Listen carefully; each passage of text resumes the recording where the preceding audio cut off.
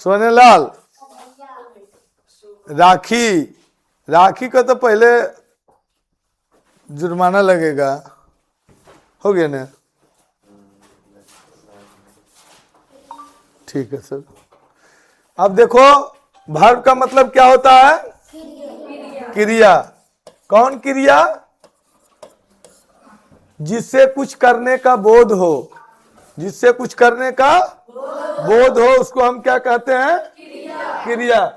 क्रिया कहते किसको है? कार्य को, फीलिंग को, अनुभव को।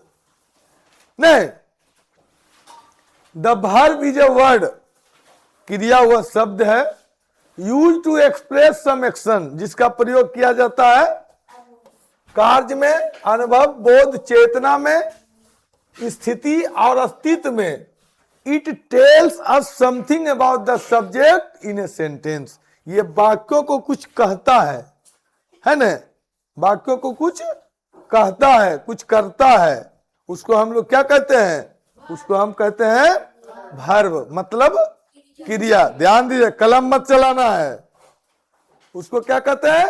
क्रिया। जैसे यहां लिखता है Soni reads a book, Soni reads a book, Soni reads a book. ध्यान दीजिएगा कि ये जो सोनी है और ये बुक है, इसको ये क्या करता है? पढ़ता है। सोनी बुक को क्या करता है? पढ़ती है, मतलब एक्शन हो गया, है ना? अंकित इट्स स्वीट्स, अंकित मिठाई, मिठाई खाता है, एक्शन हो गया। आई फील कोल्ड, फीलिंग, मैं ठंडा महसूस कर रहा हूं। एक बार नाटक खेले थे, नाटक का नाम था अपमान का बदला, और रोल हम किए थे सेठ जगमोहन का, जमींदार जगमोहन सिंह। सारे गरीबों का जमीन हमारे नाम लिखा दो। अरे जब तक मैं 3-4 बीघा जमीन लिखवा नहीं लेता हूं, मैं मुंह ही नहीं धोता हूं, है ना? एक आता है कहता है मालिक हमारे पास जमीन नहीं है मालिक। अरे तो तुम अपना 1.5 पाव खून ही दे दो हमको। जब तक मैं 3-4 बीघा जमीन लिखवा नहीं लेता हूं, मैं मुंह ही नहीं धोता हूं। ये डायलॉग था। बाद में जब क्रिमिनल बंदूक कान में सटाता है तो उस समय ठंडा लग रहा था हमको।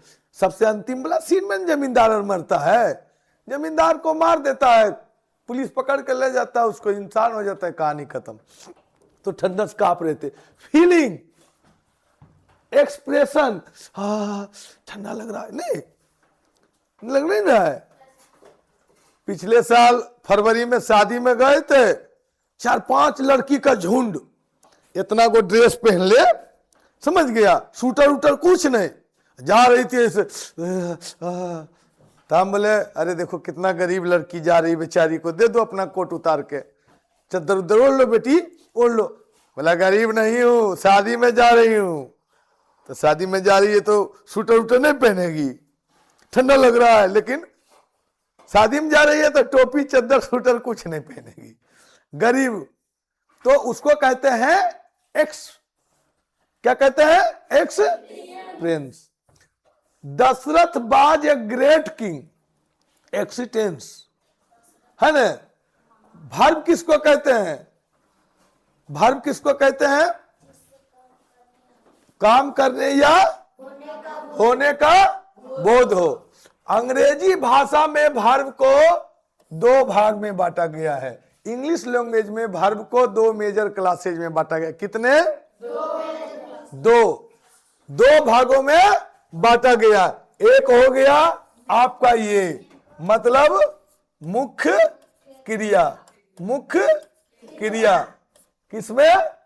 इसमें। किसमें? इसमें। मुख्य क्रिया जैसे main verb, principal verb, full verb, ordinary verb, lexical verb. इसका इतना नाम है, इसका इतना नाम है। कितना नाम है?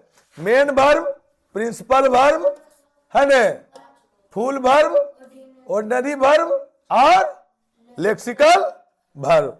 ध्यान दीजिएगा कितने वर्ब है?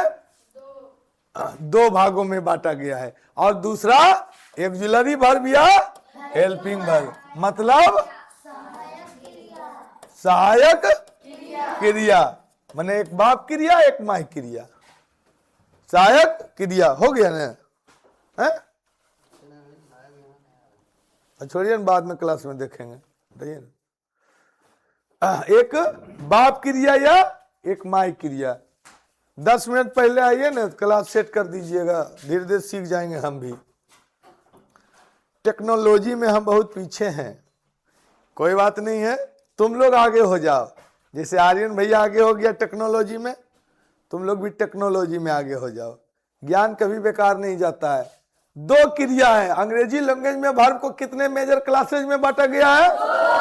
दो। एक मेन वर्ब, मेन वर्ब का और भी नाम है, लेक्सिकल वर्ब है, ऑर्डिनरी वर्ब है ना जी, प्रिंसिपल वर्ब है, और दूसरा हो गया एक्सिलरी वर्ब, जिसको कहते हैं हेल्पिंग वर्ब, जिसको कहते हैं हेल्पिंग वर्ब। तो सबसे पहले इसको आप लिखिए, इसको लिखिए, फटाक से लिख लीजिए।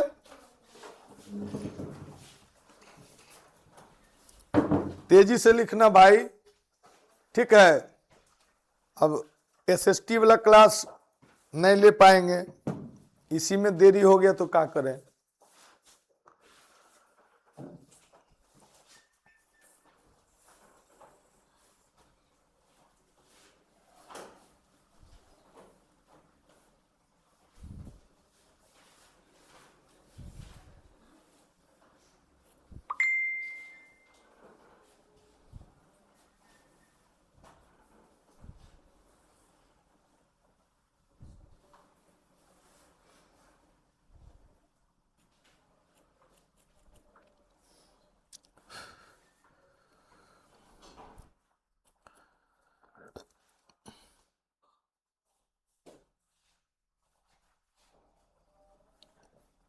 तेजी से उतारिए।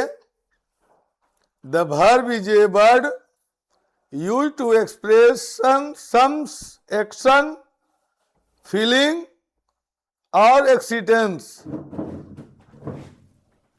It tells us something about the subject in a sentence.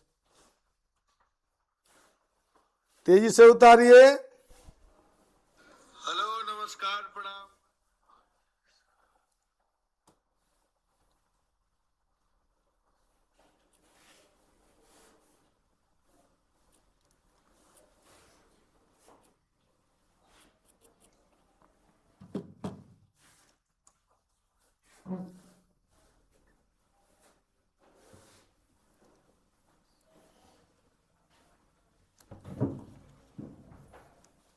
कल का क्लास हम लोग का रहेगा सिर्फ बट पावर का, सिर्फ बट पावर रिवीजन कर लेना है। जितने भी बट पावर पढ़ाया गया है शैलेश सर के द्वारा, सारा बट पावर को तुम लोग एक बार रिमेम्बरिंग और रिवीजन कर लेना, ठीक है?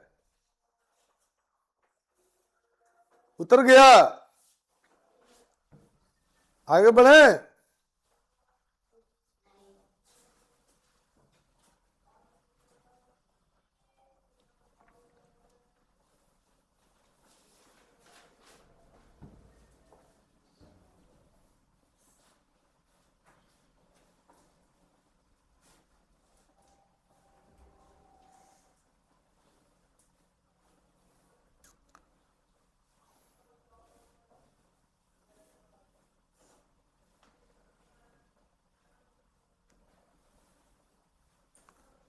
लड़की में कौन कौन अब्सेंट है रे? और राखी और संजनी, दो लड़की अब्सेंट है।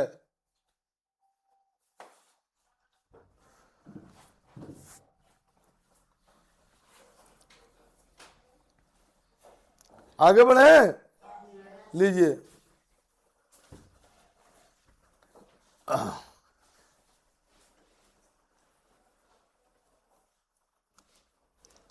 तुम लोग को बता देते हैं, आगे आने वाला 3 साल में सीबीएसई पैटर्न का स्कूल में नंबर 1 रहेगा। उसमें भी कंपटीशन डालेंगे, IIT और मेडिकल का, उसमें भी। और सारे शिक्षक बेहतरीन रहेंगे सब, पूरा।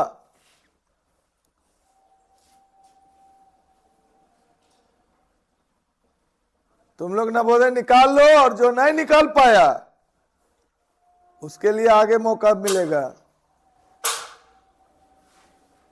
आगे बढ़े। ध्यान दीजिएगा कि वर्ब को मुख्य रूप से दो भागों में बांटते हैं। एक मेन वर्ब, मुख्य क्रिया, दूसरा ऑक्सिलरी वर्ब। ऑक्सिलरी वर्ब को हेल्पिंग वर्ब भी बोलते हैं। और शॉर्ट में देखो ऐसे लिखेंगे बउआ, ए भी या एच भी, हमेशा शॉर्ट में ऐसे ही लिखेंगे, ए भी या एच भी, ध्यान रखना है, ए भी या एच भी। हो गया। चलिए ध्यान दीजिए अब मेरे ऊपर। देखिए मेन वर्ब देख लीजिए, मेन वर्ब की संख्या अनलिमिटेड है। मेन वर्ब जो है, मुख्य क्रिया जो है, इसकी संख्या अनलिमिटेड है। उसको तुम गिन नहीं सकते हो, है ना। आना जाना, खाना बनाना, चबाना, मारना, पीटना, काटना, रोना, धोना, पढ़ना, लिखना, पढ़ाना, है ना, बहाना, गाड़ना, गाड़ी देना, ये सारा जितने भी क्रिया है वो अनलिमिटेड है। मेन वर्ब की संख्या क्या है? अनलिमिटेड है। इसको 5 रूप में हम लोग विभक्त करते हैं। There are 5 kinds of main verb. 5 भागों में इसको क्या करते हैं हम? विभक्त करते हैं, जिसे इस प्रकार से आप इसको देख सकते हो। क्या देख सकते हो? तो ध्यान दीजिएगा। जैसे देखिए ये verb 1, verb 2, verb 3, verb 3, verb 4 और वर्ब 5। ये हो गया बेस, ये हो गया तुम्हारा मेन वर्ब। ये क्या हो गया? मेन वर्ब हो गया। ये मेन वर्ब हो गया, ठीक है। ये मेन वर्ब हो गया तुम्हारा। अब देखिए एक चीज जान लो, बहुत लोग कहते हैं कि 5 रूप में विभक्त करो, तो भैया कोई एक चीज रहेगा तभी नहीं। अब हम मान के चलेंगे, चलो जी सेव को 5 भाग में बांट दो, बांटो, बांटिए, चलो जी सेव बांटो, 5 आदमी में बांट लो। अब सेव तुम्हारे पास है ही नहीं, बांटोगे कैसे? तो सर पहले सेव रहेगा तब ने, पैर सीधा, सेव रहेगा पहले तब ने। अब सेव रहेगा ही नहीं तो तुम बांटोगे कैसे? तो ये हो गया तुम्हारा क्रिया। बार बार हम बताते हैं क्रिया का वास्तविक रूप क्या होता है। खाना को अंग्रेजी में क्या बोलेंगे? To eat. जाना को टू गो। बहुत लोग बोल देता है भैया पढ़ना का अंग्रेजी में क्या होगा? तो रीड नहीं, टू रीड। आज के बाद मिस्टेक नहीं होना चाहिए। To read, to go, to eat. क्रिया में अब जैसे ये मान कर चलो ये फूल वर्ब है, टू गो फूल वर्ब है, तो इसको 5 रूप में विभक्त करेंगे। तो पहला रूप हो जाएगा गो, दूसरा रूप हो जाएगा वेंट, तीसरा रूप हो जाएगा गोन, चौथा रूप हो जाएगा गोइंग, और 5वां हो जाएगा गोज। जहां ये सिंगुलर वर्ब रहता है, ये गोज हो गया सिंगुलर वर्ब, और ये गो हो गया प्लूरल वर्ब, पीवी, ये प्लूरल वर्ब हो गया। तो मेन वर्ब की संख्या अनलिमिटेड है। इसको 5 रूपों में हम लोग बांटते हैं।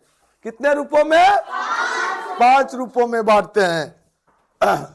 किसी को कोई प्रॉब्लम नहीं है, ध्यान रखिएगा। अब देखिए मेन वर्ब 2 प्रकार के होते हैं।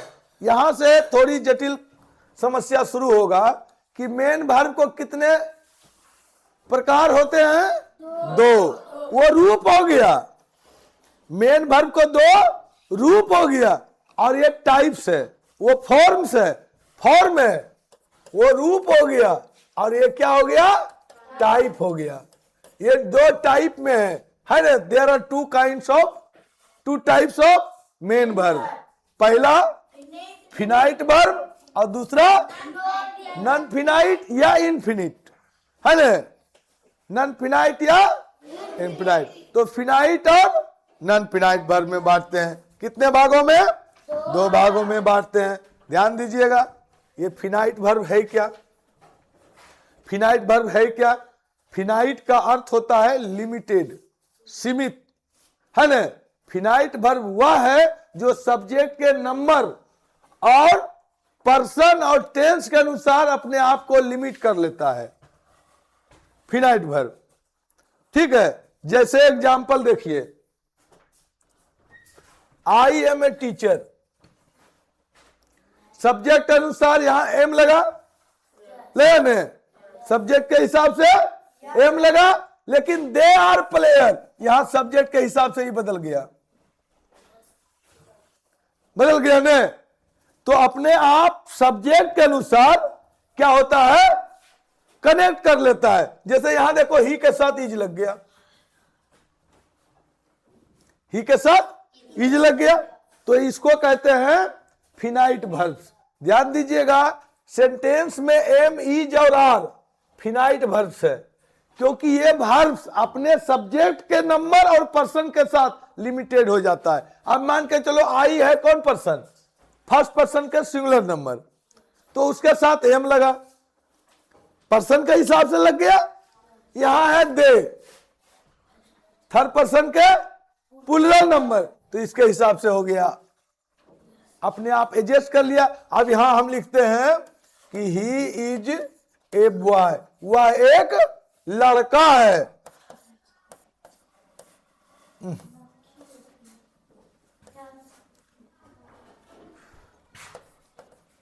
You are a boy. अब देखो, ये पर्सन के हिसाब से, ये पर्सन के हिसाब से यहां इज लगा, आई पर्सन के हिसाब से यहां आर लगा, तो अपने आप को पर्सन के हिसाब से एडजस्ट कर लेता है, उसको बोलते हैं फिनाइट वर्ब। उसको क्या बोलते हैं? Finite verb. अपने आप को चेंज कर लेता है, उसके हिसाब से सेटल कर लेता है। कुछ वर्ब ऐसे होते हैं, नॉन फिनाइट वर्ब चेंज नहीं होता है, वो चेंज नहीं होगा, है ना।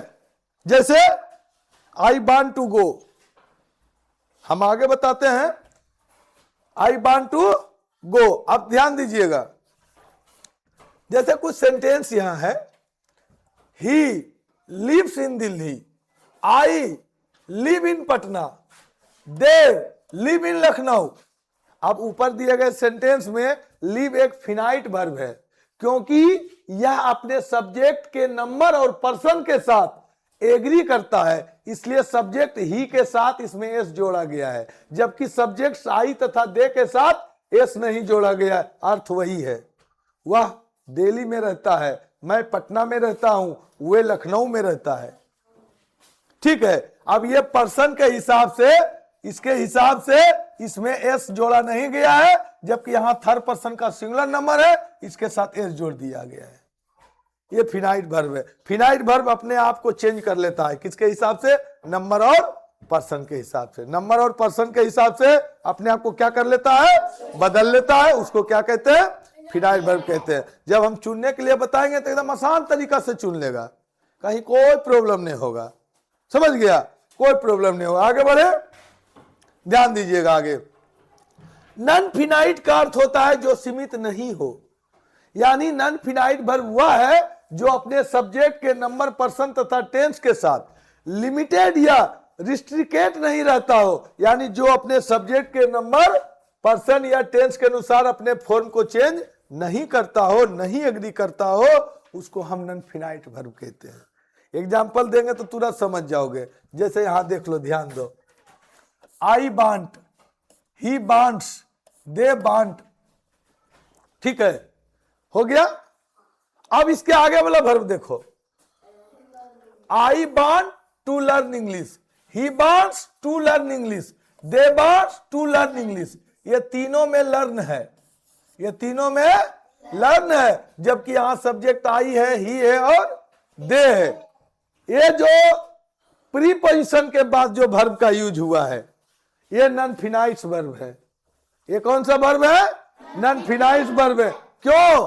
क्योंकि ऊपर का सेंटेंस में जो वांट है या वांट्स है, या वांट फिनाइट वर्ब है। ये वांट कौन सा वर्ब है? फिनाइट वर्ब है। लेकिन उसके बाद जो प्रयोग हुआ है प्रीपोजिशन के बाद वो नॉन फिनाइट वर्ब है, वो उसका रूप नहीं बदला। ये नंबर और पर्सन के हिसाब से उसका रूप नहीं बदला। जैसे I want to eat rice, मैं भात खाना चाहता हूं। You want to eat rice, तुम भात खाना चाहते हो। He wants to eat rice, वह भात खाना चाहता है। ठीक है, तो to eat, to eat, to eat, ये बदला नहीं, बदला नहीं, तो वो नॉन फिनाइट वर्ब हो गया। जो पर्सन नंबर के हिसाब से अपना रूप बदल लेता हो, एडजस्ट कर लेता हो, उसको कहते हैं फिनाइट वर्ब। और जो नहीं अपना रूप बदलता हो उसको कहते हैं नॉन। और ठेठ भाषा में बता दें, किसी सब्जेक्ट में, किसी सेंटेंस में दो वर्ब का अगर प्रयोग हो, एक वर्ब प्रीपोजिशन के बाद हो, ठीक है, तो उसका रूप नहीं बदलता है। अब बात छोड़ करके क्लियर है, आशा है समझ गया होगा। देखो, I love a blooming flower, I love a blooming flower. अब यहां देखो बदल रहा है, he loves A blooming flower, ये नहीं बदला। दे लव ए ब्लोमिंग फ्लावर, ये नहीं बदला। तो ये तीनों कौन सा वर्ब हो गया, और ये तीनों कौन सा वर्ब हो गया। ऊपर के सेंटेंस में लव, लव्स और लव फिनाइट वर्ब है, जबकि ब्लोमिंग नॉन फिनाइट वर्ब है। कैसे नॉन फिनाइट वर्ब है, हमको कोई बताओ। अमित, कैसे नॉन फिनाइट वर्ब है ब्लोमिंग? ए ब्लोमिंग कैसे है? क्योंकि उसका रूप पर्सन के हिसाब से, नंबर के हिसाब से चेंज नहीं हो रहा है। पर्सन के हिसाब से, नंबर के हिसाब से चेंज, इसलिए उसको कहते हैं नॉन फिनाइट वर्ब। कोई दिक्कत नहीं? नहीं, चलिए, कहां से उतारना है जी?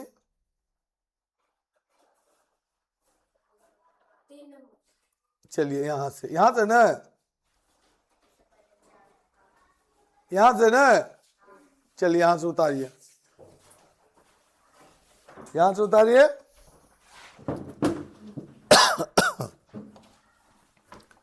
तेजी से उतारिएगा।